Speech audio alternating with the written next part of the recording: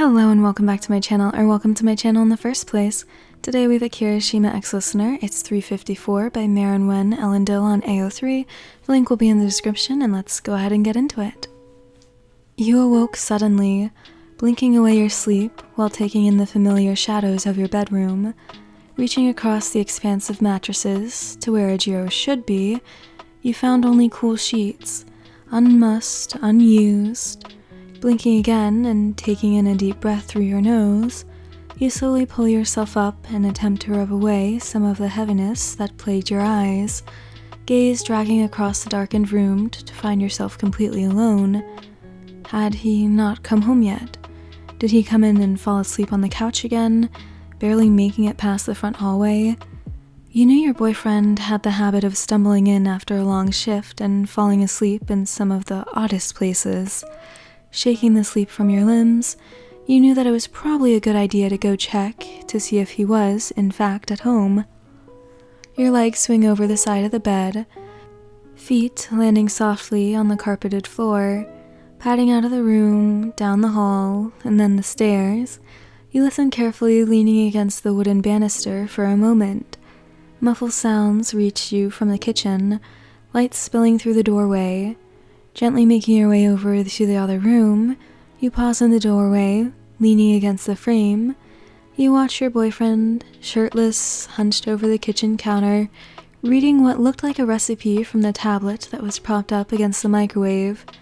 You observed for a few seconds, taking in the ingredients, bowls, and utensils that were scattered across the counter in front of him. "You know," you began quietly, voice is still a little hoarse with sleep.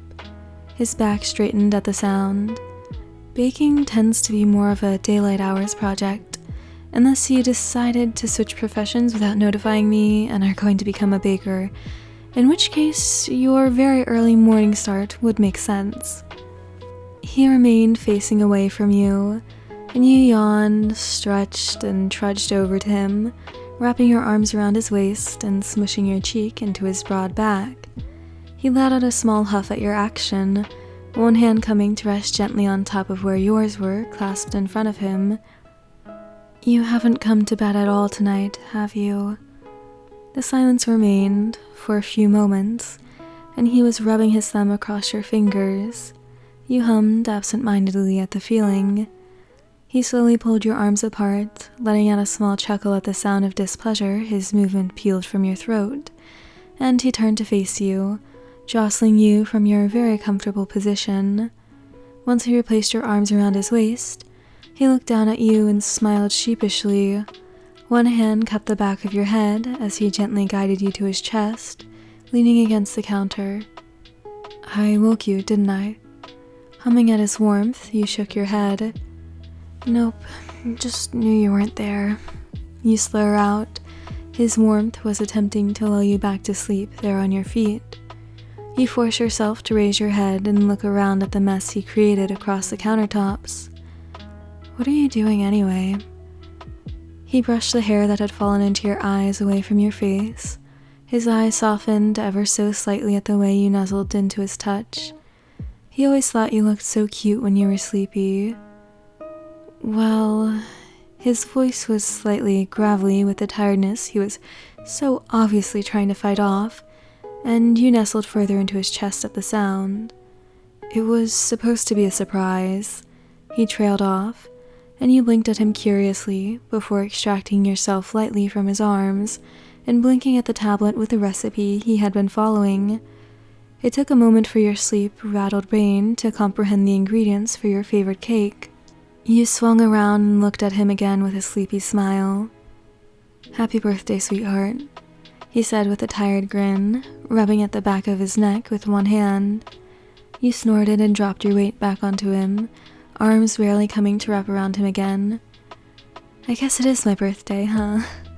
You squinted at the clock that hung on the wall of your kitchen, seeing that it read 3:54. "As much as I love and adore your effort, you know what the best birthday present would be?" He hummed questioningly, rubbing his hands up and down the length of your back. "If you could come to bed at a normal time." You felt him chuckle at your words. "But wanted to make my sweetheart a cake." You groan. You could hear the playful pout in his voice. Birthday person, you say, clumsily pointing to yourself, wants to go to bed with their boyfriend. You turn your head, resting your chin on his chest, and blink up at him, expectantly. He held back a smirk at the sleepy challenge in your eyes. But babe, he moved one hand to gesture to the kitchen. The mess. You shake your head, pulling yourself up, and grabbing the wrist of his still outstretched hand, and start to pull your boyfriend towards the stairs. Just... You interrupt yourself with a yawn. Just clean it up in the morning. Sweetheart, it is the morning. He protests playfully, but he allows himself to be dragged along. Goodness knows that your pro-hero boyfriend, built like a wall, could very easily stand his ground if he really wanted to. You groan at his tone. Don't care. Later morning. You mumbled out as you reach the stairs. He lets out a joyful sound at your grumbling and wraps one arm around your waist, supporting some of your weight as you both go up the stairs. When you finally make it back to the bedroom, you sit down on the bed and watch him with tired but sharp eyes. He sees you watching him and holds his hands up, a handsomely crooked smile adorning his face. I'm coming. He moved around his side of the bed and slid under the covers, looking up at you expectantly. You sunk back down into the welcoming embrace of the blankets, as well as your boyfriend's embrace. Happy birthday, sweetheart.